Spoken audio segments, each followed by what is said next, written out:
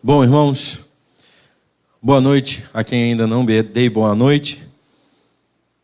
E nessa noite, irmãos, nós teremos a oportunidade de ver aqui, através de Josué, a respeito de um Deus que intervém. Os irmãos devem estar cientes que aqui no Brasil nós estamos passando por uma dificuldade, particularmente lá no Rio, uma dificuldade muito grande com relação a segurança pública, né? E nós vimos que houve a necessidade, então, do exército intervir para que haja segurança ali. E é triste saber disso, mas as intervenções muitas vezes são necessárias. E nós vamos ver a respeito de um Deus que intervém, mas que, ao contrário do exército brasileiro, ele não precisa de autorização para fazer isso, porque ele é Deus. Josué vai falar no capítulo 10 a respeito desse Deus poderoso e da forma e das maneiras como Deus interveio diante do seu povo, nas necessidades do seu povo, mas não para satisfazer o coração deles, mas sim para glorificar o seu próprio nome. Eu queria então que os irmãos abrissem as Bíblias de vocês no capítulo 10. Nós vamos acompanhar a leitura do versículo 1 ao 27. E nós vamos fazer a leitura como a gente tem feito no domingo na hora da EBD. Assim como na semana passada, o texto é bem grande. Para que ninguém se perca, vamos fazer a leitura juntos. Eu vou ler o primeiro versículo.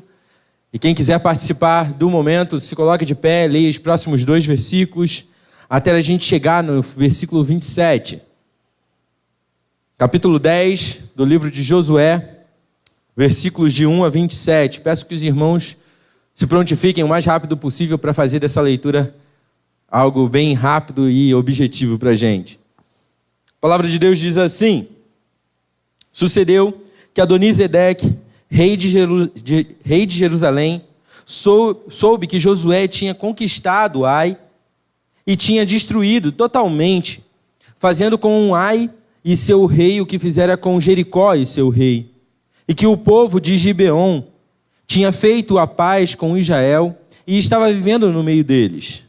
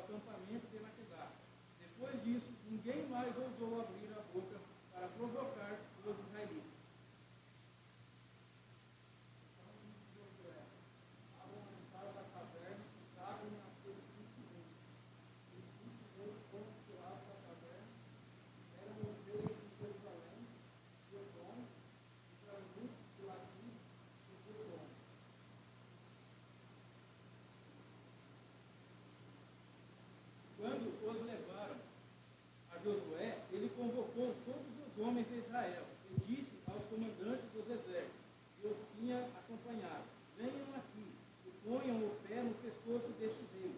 E eles obedeceram.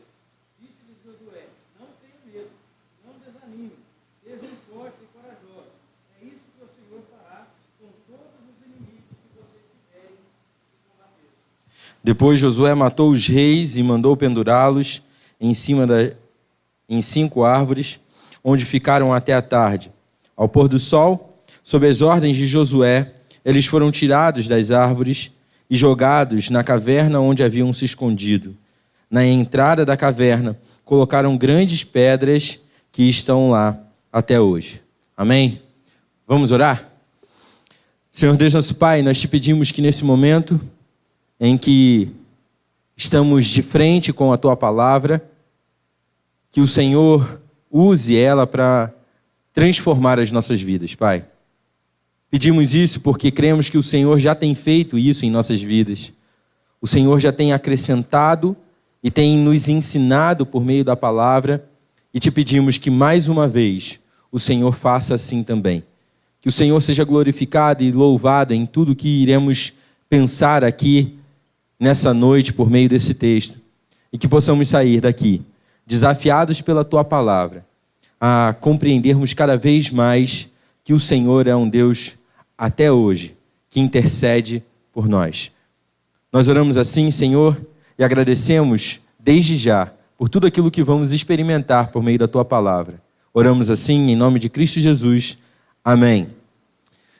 Bom, meus irmãos, só para a gente entender melhor o cenário apresentado aqui por Josué nesse texto do capítulo 10, nós precisamos lembrar daquilo que aconteceu no capítulo 9, onde nós vimos na semana passada que Josué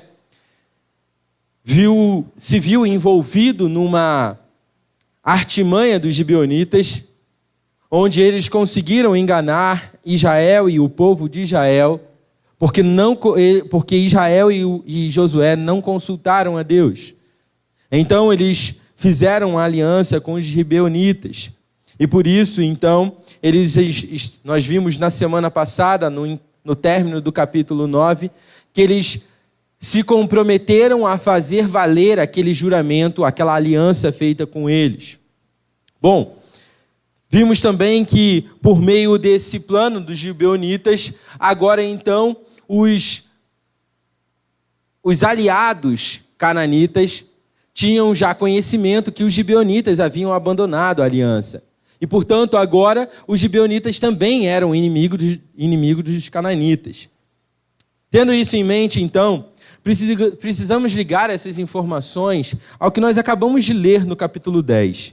E é aí, então, que entra o personagem de Adonisedeque. Adonisedeque era um rei, no caso, o rei de Jerusalém, não a Jerusalém de Israel, porque o povo ainda não havia assumido Canaã, mas Jerusalém já existia antes dos israelitas.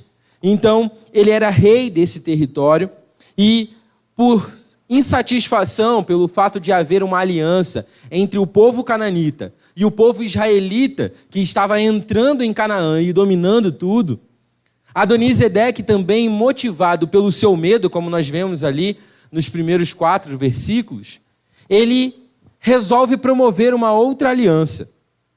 A parte baixa ali de Canaã é a parte onde se encontra os reis dos amorreus.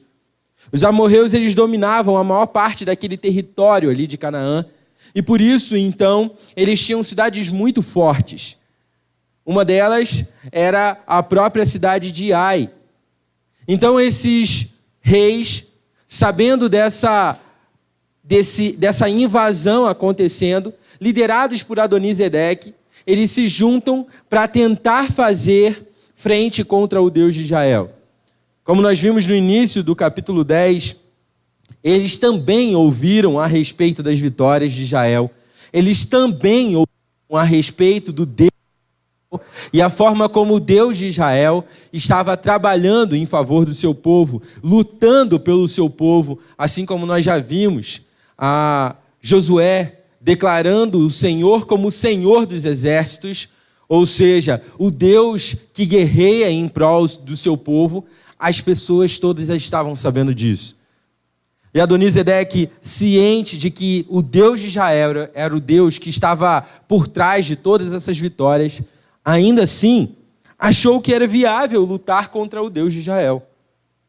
E aí então, nesse momento, que diante dessas condições que nós veremos, nessa noite, Josué falando sobre esse Deus que intervém.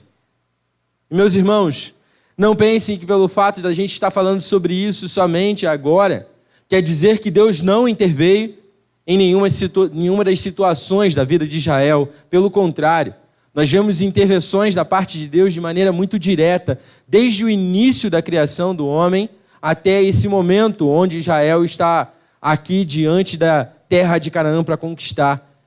Essas não são as primeiras vezes que Deus intervém, mas o texto deixa bem claro que as intervenções de Deus diante dessas batalhas foram extremamente cruciais e tinham um propósito muito didático, que era ensinar ao povo, mais uma vez, que Deus, o Deus de Israel, é o Deus que intervém.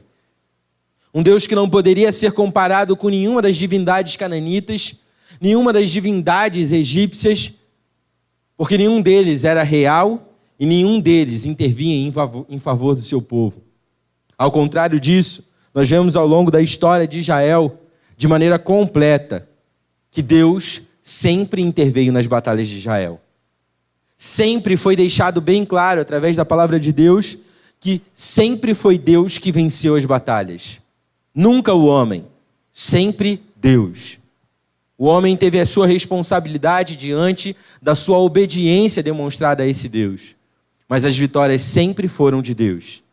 E nós vamos ver então que no versículo 6, Josué aponta a primeira intervenção da parte de Deus, que é quando Deus intervém, fazendo com que os gibeonitas, aqueles gibeonitas que enganaram o povo de Israel no capítulo 9, reconhecessem que não havia outra possibilidade de salvação se não fosse a própria pessoa de Deus.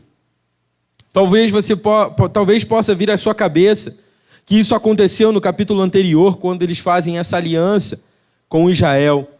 Mas eu vejo que a intervenção de Deus na vida desses homens, ela é manifestada de maneira muito mais clara nesse capítulo. Porque quando nós olhamos para o versículo 6, o texto fala que quando eles foram atacados por essa aliança dos reis amorreus, eles não titubearam, meus irmãos. Eles não pensaram duas vezes. Eles não tentaram fazer um acordo com os reis amorreus. Mas ao contrário disso, eles tomaram uma atitude muito natural de recorrer ao Deus de Israel e ao povo do Deus de Israel. Você pode até achar, meus irmãos, que essa atitude dos gibeonitas não tem nada de extraordinário. Mas a verdade, meus irmãos, é que ela é sim uma atitude que deveria nos impressionar. Porque quando nós olhamos para a ação dos gibeonitas no capítulo 9 em tentar enganar o povo de Israel, aparentemente traz a ideia de um povo interesseiro. Mas se de fato eles eram um povo interesseiro que só tinham o objetivo de não serem mortos naquele momento, qual a atitude que eles teriam nesse momento agora, em que suas vidas estão correndo risco mais uma vez? E os israelitas não estão perto para defender eles. A atitude normal que se esperaria de um povo que só visava o interesse próprio, o benefício próprio, seria tentar talvez negociar com os amorreus, talvez dizer para eles, não, a gente só enganou o povo de Israel, fica aqui em silêncio. A gente só fez isso para não acharem que a gente é amigo. Talvez fosse essa a ideia que nós tivéssemos a respeito dos gibeonitas. Mas ao contrário disso, nós vemos que eles não recorrem aos seus amigos, aos reis, os antigos aliados dos gibeonitas, ao contrário do que se esperava desses homens, que aparentemente eram interesseiros, eles tomam a atitude de recorrer ao único que poderia, de fato, intervir na vida deles. Eles recorrem a Deus. Esse povo, ele busca imediatamente o auxílio de Deus e do seu povo. E quando a gente olha, irmãos, para o texto, é interessante que no texto hebraico, a forma de ser escrito as palavras, ela traz uma semelhança muito grande com os primeiros versículos. Porque ela faz um contraponto entre o pedido do rei Adonisedeque com o pedido dos gibeonitas. Porque da mesma forma como diante do perigo, o rei Adonisedeque olha para a situação e recorre aos seus aliados, a homens, ao contrário disso, o contraponto disso é demonstrado na atitude dos gibeonitas, que recorrem a Deus. De maneira bem interessante também, as palavras utilizadas pelos gibeonitas no seu pedido de ajuda casam muito bem com o significado do próprio nome de Josué, que em hebraico significa Deus salva. As palavras utilizadas pelos gibeonitas nesse momento apontam diretamente para o reconhecimento: só existe salvação no Deus de Israel e eu vou recorrer a Ele. Os gibeonitas, então, demonstram a intervenção de Deus quando esses homens cananeus, que tomaram a atitude inicial de se achegar ao povo de Israel por meio do engano, faz com que eles agora reconheçam, de verdade, que só existe salvação no Deus de Israel. Essa é a primeira intervenção da parte de Deus nesse texto. E quando nós olhamos para a continuidade do texto, o texto vai apontar para uma outra intervenção de Deus na história, e particularmente nessa história contada por Josué no capítulo 10. Porque quando nós olhamos para o texto, nos versículos de 7 a 9, nós vemos que Deus intervém, motivando, dando a motivação correta para o coração de Josué. Deus, ele intervém nesse momento, nos versículos de 7 a 9, fazendo com que Josué confiasse em Deus e somente em Deus, porque só existiria a vitória a partir do relacionamento com Deus. Algo que nós vimos na semana passada.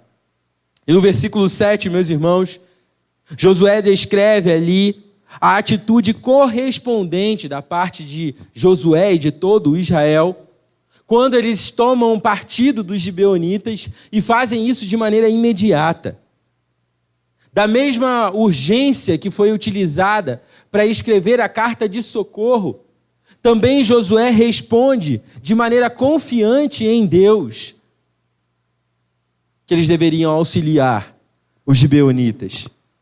O texto fala, no versículo 7, que Israel partiu imediatamente de Gilgal em direção a Gibeon. E eles fizeram isso de maneira muito rápida. Porque Gilgal estava a cerca de 30 quilômetros de Gibeon. E então, quando eles recebem essa notícia de que Gibeon estava sendo atacada, eles vêm com urgência e agem com urgência, indo em direção a Gibeon.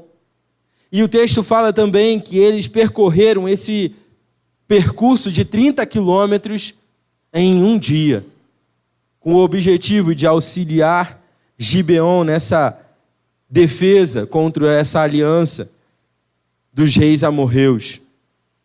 Como podemos ver, meus irmãos, através do texto, Josué tratou esse pedido com toda a seriedade necessária. Ele não foi arrogante a ponto de se garantir em si mesmo. Ele não foi mesquinho em negar o auxílio necessário para os gibeonitas. Porque talvez se esperasse de Josué nesse momento: poxa, os caras me enganaram agora há pouco para fazer a aliança. Quer saber de uma coisa? Eu vou deixar os reis amorreus matarem eles, porque aí eu fico livre dessa aliança. Josué não age assim. Josué age de maneira comprometida com o seu Deus, comprometida com a aliança que eles haviam firmado com o Gibeon. E eles partem então em direção. E é interessante notar que o texto anuncia aqui que Israel ele não foi somente com parte do seu exército. Mas o versículo 8 fala que todo o exército de Israel foi junto com Josué. Versículo 7. E não só todo Israel, mas como também os melhores guerreiros de Israel. Josué não poupou esforços em buscar cumprir a vontade de Deus, o seu comprometimento em aliança que ele havia feito com os gibeonitas, e por isso, então, ele se dispõe imediatamente, não somente ele, mas como todo Israel, não somente o exército de Israel, mas também o melhor do exército. Os guerreiros mais habilidosos de Israel foram convocados para essa guerra. E é diante dessa atitude, meus irmãos, que nós vemos essa segunda intervenção da parte de Deus. Porque no versículo 8, diz que o Senhor falou com Josué. E lá no versículo 8, nós vemos que Deus garante a Josué a vitória nessa batalha. Assim como ele havia feito em tantas outras batalhas, Deus novamente intervém na vida de Josué e de Israel, motivando o coração de Josué a confiar apenas em Deus para sair vitorioso dessa batalha. Deus mostra mais uma vez: Josué, seja forte e corajoso. Eu entreguei todos esses reis na sua mão. Já é a terceira vez que Deus fala isso com Josué. Mas Deus vê a necessidade de relembrar essa verdade. Josué, não esquece que sou eu que estou lutando as batalhas por Israel. Josué, não esquece que sou eu que sou o Deus dos exércitos. Sou eu quem guerreio. Não são os homens habilidosos, não é a espada, não é o arco, não é o escudo que vence a batalha de vocês. Quem vence essas batalhas sou eu. E vocês estão garantidos com relação a essa vitória, porque eu já decretei a derrota para os reis amorreus. Deus intervém então de maneira maravilhosa, falando com Josué que a vitória estava garantida pelo nome do Senhor. Deus garante então essa vitória nessa batalha, e ele faz isso intervindo na vontade, intervindo na história de Israel, para que dessa maneira eles pudessem alcançar o seu objetivo, para que dessa maneira eles pudessem aprender a viver uma vida com os corações tranquilos e calmos, porque servem a um Deus que intervém. E prestem atenção nisso, meus irmãos, como vemos no texto, Josué põe à prova a sua capacidade estrategista, sem desconfiar da promessa de Deus. Porque no versículo 9, nós vemos ali o relato de que Israel fez todo esse percurso durante a noite, com o objetivo de chegar naquele momento, em Gibeon, antes de que o dia raiasse, para que eles pudessem atacar de surpresa. E o versículo 9 anuncia isso. Eles pegam os adversários de surpresa. Josué se coloca à disposição, sim, do seu Senhor, confiando que era ele que ganhava as batalhas. Mas Josué não ficou de braços cruzados. Josué não esperou as coisas caírem do céu. Josué foi responsável e obediente a Deus. Porque em nenhum momento Deus falou: Josué, pode ficar em casa que eu vou vencer tudo sozinho. Em nenhum momento Deus falou para Josué: olha, vocês não precisam ir para a batalha. Olha, Josué, vocês não precisam se preparar. Em nenhum momento Deus falou isso. E Josué, de maneira obediente, ele bola uma estratégia, mas completamente dependente de Deus. Assumindo a sua responsabilidade de ir ao encontro da vontade de Deus, obedecendo a esse Deus, temendo ao Senhor, mas ao mesmo tempo completamente dependente, ciente de que essa vitória, ela não poderia vir somente por estratégia humana, Josué se preparou, meus irmãos, porque sabia que isso fazia parte da sua responsabilidade. E por isso, ele pôde experimentar a vitória prometida por Deus. Meus irmãos, precisamos aprender com essas atitudes. Porque muitas vezes, nós queremos um Deus que intervém que nem um gênio da lâmpada mágica. Onde eu fico de braços cruzados, só faço o pedido e espero as coisas acontecerem. Josué mostra aqui o contrário, ele mostra uma atitude proativa, de saber que ele é responsável pelas suas atitudes, mas tomar as suas atitudes de maneira completamente dependente do Senhor, porque ele sabia de onde vinha a vitória.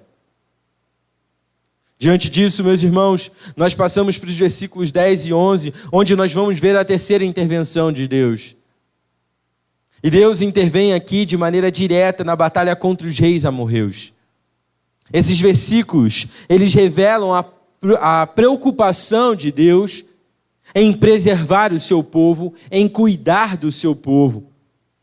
Deus não abandonaria aquelas pessoas quando elas fossem ameaçadas por seus inimigos, quando elas tivessem que guerrear contra os adversários.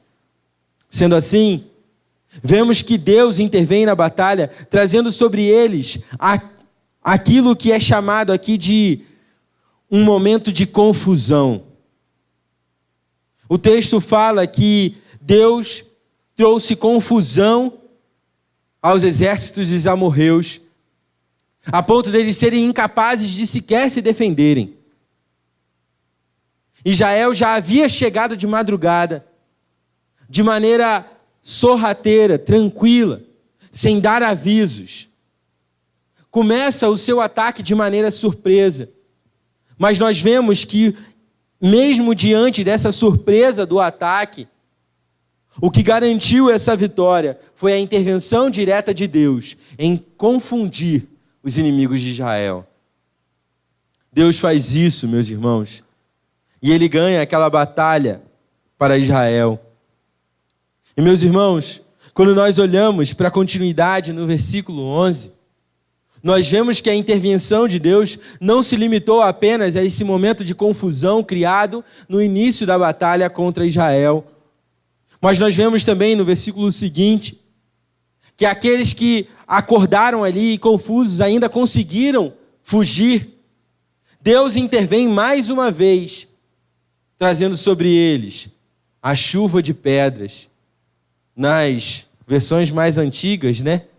Eles falam que é a saraiva, uma saraivada de pedras sobre os inimigos de Israel. E nós vemos que pelo texto, Deus acerta somente os amorreus. Não é uma novidade para a gente saber que Deus é bom de mira, né? Mas nós vemos a intervenção direta de Deus. Deus ganha a batalha para Josué e para Israel, salvando os gibeonitas, mas, acima de tudo, demonstrando o poderoso Deus a quem esses homens serviam. Porque o Deus de Israel era o Deus que intervém. É o Deus que intervém em favor do seu povo, mas para a glória do seu próprio nome. Nós olhamos então que essas pedras caem do céu e o relato bíblico diz que elas ainda mataram mais gente do que as espadas dos israelitas naquele momento. E nós vemos então grande parte daquele exército, dos 5 exércitos dos reis amorreus, sendo derrotado diretamente pela intervenção de Deus em favor do seu povo. Mas como se pedras caindo do céu, matando homens dos exércitos dos amorreus, já não fosse algo extraordinário. O texto ele continua. Ele fala sobre a quarta intervenção de Deus nesse momento. E a quarta intervenção de Deus, ela é demonstrada no momento onde Deus intervém na perseguição dos inimigos de Israel. Ao longo da história de Israel, nós vemos isso claramente descrito em vários versículos da Bíblia.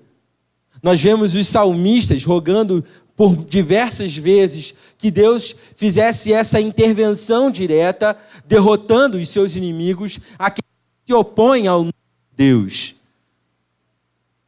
E aqui em Josué não é diferente, pois nós vemos Deus intervindo nessa perseguição. A Bíblia relata que alguns amorreus ainda conseguiram escapar da chuva de pedras e escapar daquele momento do ataque dos israelitas, do ataque surpresa. Mas o que eles não contavam era que Deus, o Deus de Israel, era um Deus que intervém e que faz cumprir os seus soberanos propósitos. Deus, então, se demonstra de maneira mais uma vez como um Deus interventor, alguém que vem em direção ao seu povo com o objetivo de preservar o seu povo, mas glorificar o seu próprio nome. E nesse momento da fuga desses sobreviventes, irmãos, os amorreus parecem que acreditaram na possibilidade de que, se eles conseguissem continuar fugindo dos israelitas, eles chegariam a um momento onde o sol estaria abaixo, a escuridão estaria a seu favor, e por isso dificultaria com que os exércitos israelitas conseguissem pegar eles. Mas, mais uma vez, Deus intervém em favor do seu povo. E nós olhamos ali no versículo 12, Josué declarando, de maneira muito corajosa, não de maneira arrogante, mas confiante nesse Deus que havia prometido a derrota desses homens, que se levantaram contra o Deus de Israel. Ele, confiante nessa certeza, ele fala para o sol: Sol, para. Lua, fica onde você está. O objetivo dessa ordem, quando Deus dá essa possibilidade para o líder de Israel aqui, Josué, poder dar essa ordem para a natureza e ela cumprir com essa ordem, era para que isso tudo pudesse promover o cumprimento da vontade de Deus. Se os exércitos amorreus achavam que poderiam contar com a natureza a seu favor, Deus mostra que Ele é dono da natureza. Ele é dono do universo. Ele declara e o universo obedece. Ele fala e as coisas acontecem, porque Ele é Deus. E é um Deus que intervém. Esse relato aqui, apesar de ser extremamente comemorado por muitas pessoas e enfatizado como se fosse uma coisa assim, que fizesse todo o sentido do texto, a gente percebe que Josué nem dá tanta atenção para esse momento, porque ele usa só 2 versículos para relatar isso. Porque o objetivo de Deus com o milagre não era fazer as pessoas se impressionarem, mas sim ensinar o povo que Ele é um Deus que intervém. Deus não estava preocupado com o que ia fazer para impressionar o povo, porque Ele não quer impressionar ninguém. Deus não precisa impressionar ninguém. Deus não precisava sequer impressionar os cananeus. Mas Ele toma essa atitude aqui para ensinar ao seu povo que Ele é um Deus que intervém. O sol parou e a lua ficou onde estava. E é interessante que quando a gente olha para esse relato assim, algumas vezes a gente acha que isso... Poxa, aqui eu acho que a Bíblia deu uma forçadinha, né? Mas, meus irmãos, o fato do sol ter parado ou não, isso é comprovado cientificamente. A própria NASA, que não tem nenhum comprometimento com a palavra de Deus, já comprovou que há uma defasagem nos dias da Terra. Eles não podem explicar cientificamente o que aconteceu, mas nós sabemos o que aconteceu. Deus parou. Ah, Paulo, Deus parou o sol, mas como assim? O sol já está parado. Ainda que eles se movimentassem, Deus tinha poder para parar o sol, irmãos? Tinha. Nós sabemos que o relato, ele passa pela perspectiva do homem que está olhando para o sol e ele vê ele ali se movimentando. Ele não tem necessariamente a noção que agora nós temos por causa da ciência, de saber que é a terra que se locomove em torno do sol. Mas Josué sabia. E quando ele falou para o sol parar, o sol parou. Ele não continuou se movimentando como na perspectiva do homem ele se movimenta. Ele obedeceu a ordem de Josué. E nós vemos então que Deus intervém dessa maneira, fazendo com que o sol obedeça a ordem de Josué, com a finalidade de que o povo aprendesse que ele é um Deus que intervém. Esse relato é maravilhoso, sim, meus irmãos, mas não porque é extraordinário, mas porque anuncia a intervenção direta de Deus na história. Deus pode dar ordem para o universo parar de existir e ele vai parar de existir. Porque o universo não pode e não tem vontade própria.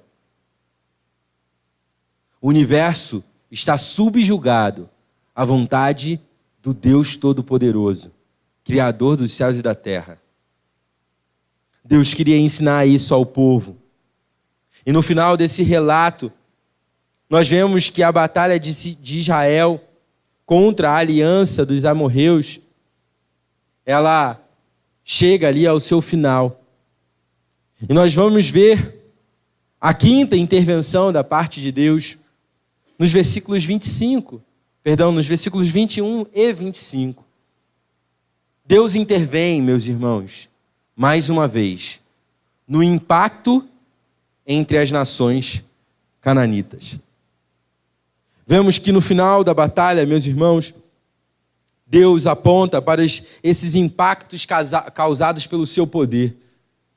Algo extremamente extraordinário que chama a atenção de qualquer ser humano. Nesse momento, tem o objetivo de fazer com que as nações cananitas pudessem reconhecer o poder do Deus de Israel. Nós vemos no final dessa batalha, Deus apontando para esses impactos. E o texto diz que ninguém em toda Canaã ousou sequer abrir a boca para provocar os israelitas mais uma vez. Nenhum dos povos cananitas que ali estavam no momento em que Israel entrou em Canaã com o objetivo de conquistar, nenhum povo ousou sequer abrir a boca para provocar os israelitas. Porque eles perceberam com quem eles estavam lidando. Essa percepção não foi uma percepção confessional. Não foi como Raabe, que confessou a grandeza de Deus, reconhecendo que ele era também o seu Senhor. Não foi um reconhecimento como dos gibeonitas que nós vemos aqui no início do texto, falando que não havia possibilidade deles serem salvos se não fosse o Senhor. Essa confissão deles, apesar de ser uma verdade, sim, não promoveu a nenhum desses povos cananitas, o temor necessário para que eles fizessem parte do povo de Deus. Quando nós unimos o relato do versículo 21 ao versículo 25, vemos que o motivo para ninguém mais querer provocar a Israel era que Israel servia ao Deus que intervém. O versículo 25 diz: Josué diante ali dos israelitas, possivelmente diante dos gibeonitas, tendo os reis amorreus sob sua custódia, ele faz aquele momento ali, onde ele coloca os reis deitados e pede que eles apoiassem os seus pés nos pescoços deles para demonstrar o poder de Deus sobre os povos cananitas. Porque nem Canaã poderia ir contra a vontade de Deus. Eles poderiam sim se rebelar contra Deus, mas eles nunca teriam sequer a possibilidade de derrotar a Deus. Josué então representa ali, por meio desse momento, que Deus havia entregado, todos os povos cananitas na mão dos israelitas. Se eles assim fossem obedientes, se eles assim agissem de maneira corajosa e dependente do Senhor. Bom, irmãos, diante desse texto que nós vimos hoje, nós vemos claramente que o Senhor, o nosso Deus, é um Deus que intervém. E correndo o risco de ser óbvio e redundante, essa deve ser a maior lição que devemos tirar desse texto.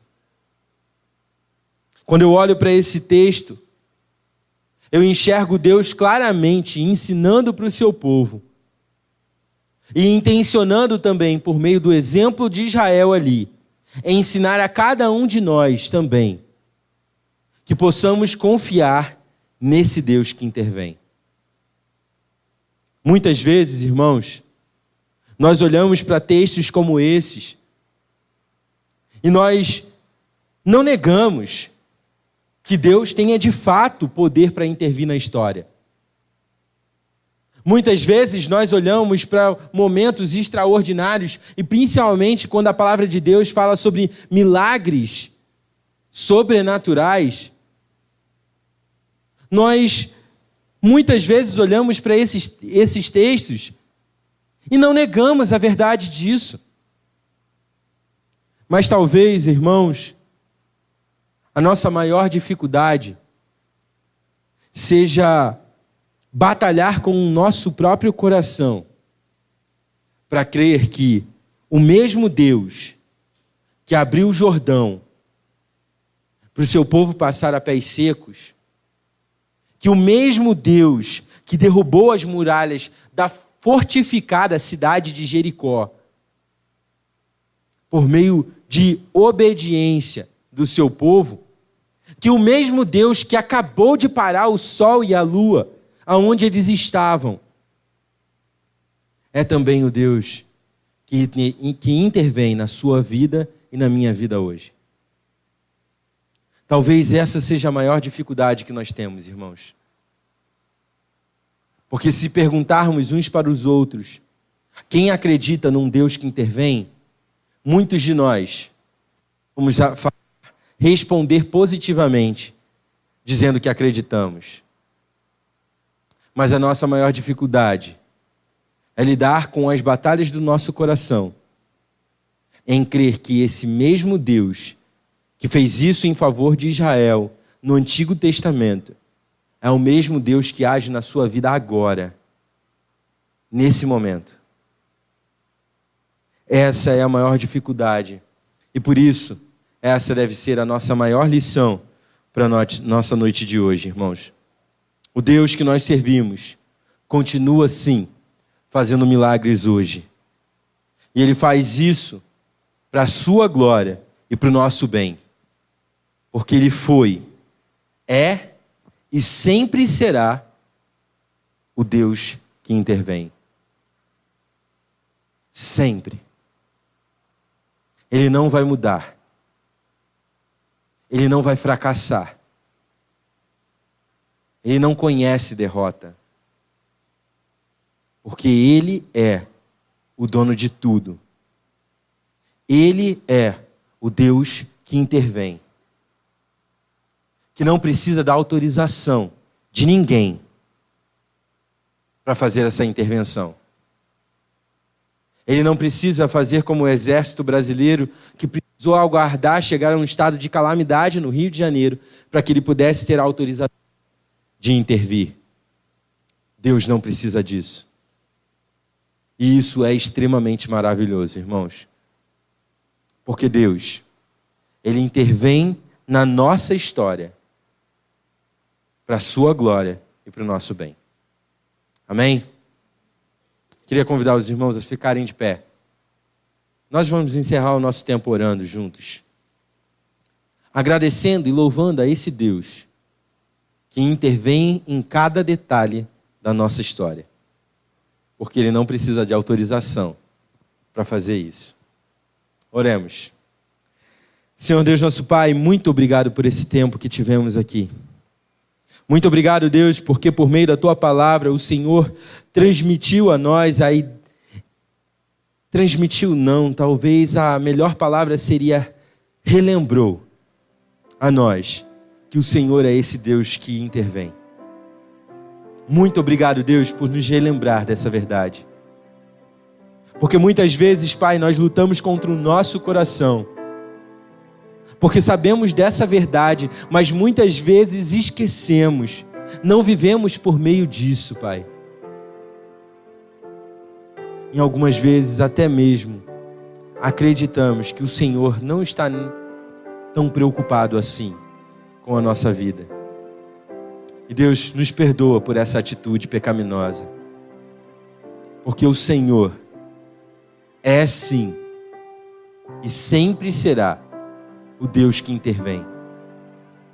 É maravilhoso saber, Pai, que o Senhor não precisa de autorização de ninguém para poder intervir na história, porque o Senhor é Deus, o Senhor é dono da história, o Senhor é Deus do tempo, o Senhor é o Deus do universo, o Senhor é dono de tudo, Pai.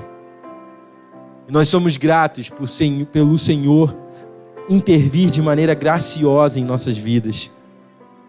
Intervenção essa que um dia nos alcançou pela mensagem do Evangelho e fez com que possamos confessar Cristo Jesus como Senhor e Salvador de nossas vidas. Maravilhosa intervenção, Pai. Nós reconhecemos que se não fosse a Tua intervenção em nossas vidas, nós não poderíamos estar aqui adorando o Teu santo nome, louvando e engrandecendo a Ti, Senhor, por meio das nossas vidas, orações, louvores, por meio desse tempo de estudo da palavra, Pai. Tudo isso foi dado pelo Senhor, porque o Senhor interveio de maneira maravilhosa na nossa história. Muito obrigado, Deus, por tudo. Nos ajuda a lembrar e a crer cada dia mais nesse Deus que intervém. Que possamos viver vidas confiantes, sabendo que o mesmo Deus que agiu em favor do seu povo no passado é o mesmo Deus que age em nosso favor no presente. Louvado seja o Teu nome, Senhor. Nós te louvamos e engrandecemos o Teu santo nome, orando assim, em nome de Cristo Jesus. Amém. Que a graça de Cristo Jesus, nosso Senhor e Salvador, que o amor de Deus, o nosso amado Pai, que a comunhão e a consolação com o Santo Espírito seja com cada um de vós, queridos irmãos, hoje e para todo sempre. Amém. Meus irmãos, tenham o seu tempo de oração silenciosa. No final, estarei ali à porta para cumprimentá-lo.